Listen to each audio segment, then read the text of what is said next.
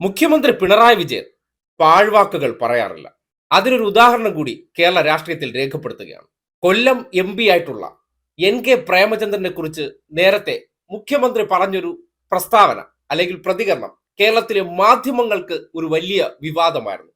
സ്വാഭാവികമാണല്ലോ. ഇടതുപക്ഷ നേതാക്കന്മാർക്ക് മാത്രമാണല്ലോ കേരളത്തിൽ അഭിപ്രായ സ്വാതന്ത്ര്യത്തിനൊക്കെ വലിയ പരിമിതിയും അല്ലെങ്കിൽ ഓഡിറ്റിങ്ങും ഉള്ളത്. ബാക്കിയുള്ള ആർക്കും എന്തും പറയാം, അതൊക്കെ സർവ്വസാധാരണം. പക്ഷേ ഇടതുപക്ഷ നേതാക്കന്മാർ പറഞ്ഞാൽ വലിയ വിവാദമാകും. അതുകൊണ്ടാണ് കേരളത്തിൽ ഇന്നും ചർച്ച ചെയ്യുന്ന ഒരു പ്രസക്തമായ പിണറായി ഡയലോഗ് ഉണ്ട്. ഒരു പൊതു പ്രചരണത്തിൽ പാലിക്കുന്ന ഒരു മര്യാദയുണ്ട്. അത് ഈ സ്ഥാനാർത്ഥികളെയൊക്കെ വ്യക്തിപരമായി പറയാന്ന് പറയുന്നത് ഒരു സാധാരണ സ്വീകരിക്കുന്ന ഒരു രീതിയല്ല. പക്ഷേ പരനാറിയായാൽ എങ്ങനെ പറയാതിരിക്കുമെന്ന്